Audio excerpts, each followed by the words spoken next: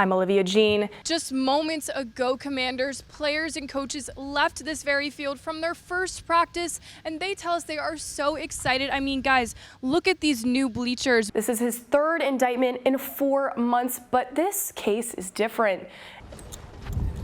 Coming up next on Channel 4, watch me learn how attempt to fish. This is the video of that scene. A truck crashed and overturned near Democracy Boulevard.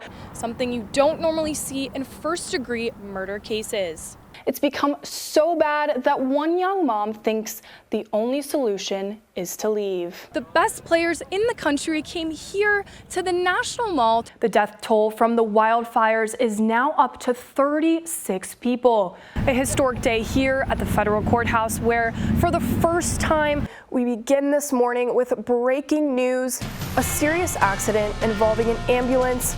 The White House will host 80 legislators from 41 different states while enjoying some delicious food. This morning, we're talking about college students and saving on dorm essentials. I'll be live here at Audi Field in Washington, D.C. Over 10,000 fans are expected to sit in one of these seats this week. All the kids here are just so happy to be playing with now the 10th best in the world tennis player. Students and faculty are reconstructing this dome in 3 days. A historic day here at the federal courthouse where, for the first time, a former president is being criminally charged. Behind me, you can see media, protesters, and a large police presence.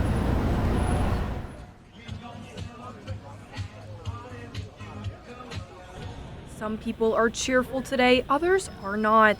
Leading up to Trump's arrival in the nation's capital, groups on both political sides rallied in front of the court.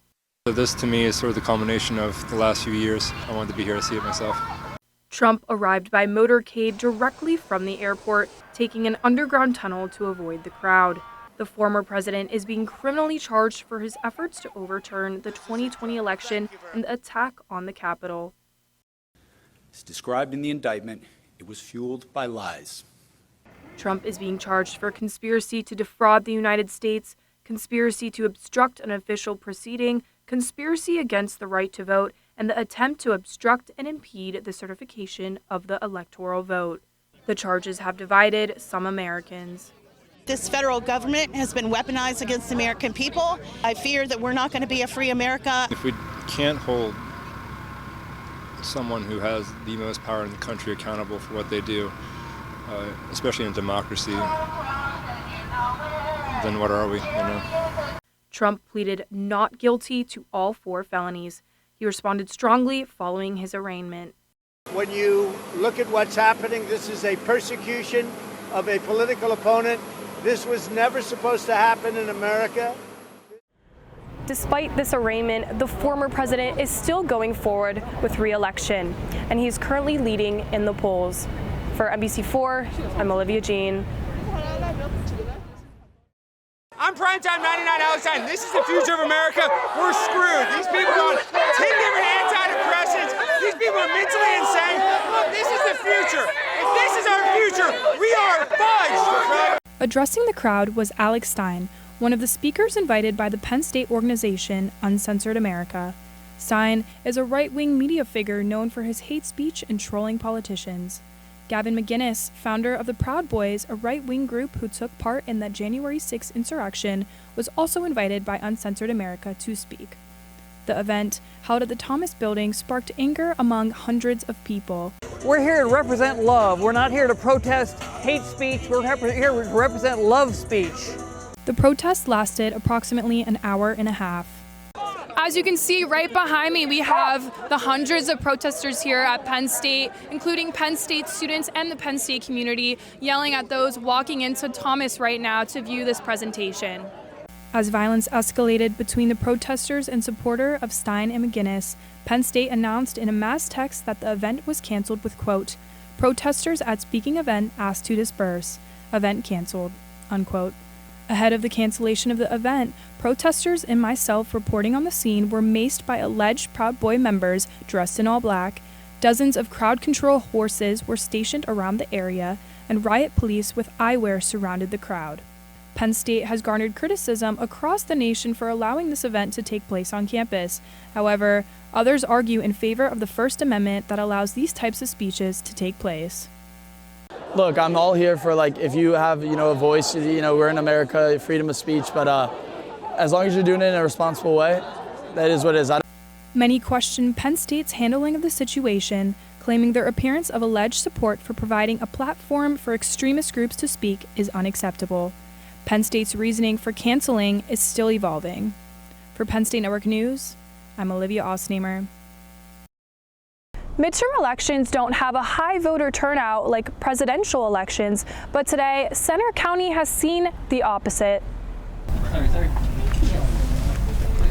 A mix of college students, elderly people, and everything in between visited various polling locations in Bellefonte, State College, Ferguson Township, and College Township today to make their voice heard in this crucial midterm election. Huge elections across the country will potentially determine if Republicans will take over Congress. People are starting to realize how important local politics are, starting to realize how control of the governor's mansion is important. They also understand that the Senate is closely divided and we have a pretty hotly contested Senate race here. Several Pennsylvania state House elections were on the ballot today in Centre County, including the 77th, 82nd, and 171st districts. The national elections in Pennsylvania are the races the rest of the country is paying close attention to. For the governor's race, Josh Shapiro from the Democratic Party faced off against Doug Mastriano from the Republican Party. For a highly competitive Senate seat, Democrat John Fetterman faced off against Republican Mehmet Oz. People across the nation find voting necessary to our democracy. I always vote. That's what you do. It's part of being an American. Centre County residents have mixed feelings about the security of the election. I think it's about as safe as it could possibly be. Yes, I trust the local guys. I really do. They're friends. But do I trust the system in general? Not so much. I feel very, very good about the security of the elections, particularly the place that I'm working and the precinct where I voted. Despite the doubt, people still showed up today. Turnout's really heavy all across the region. Midterms typically do not have a very high turnout, but judging just from an N of 1 here, it's been very steady. Reporting from Centre County, I'm Olivia Osnamer.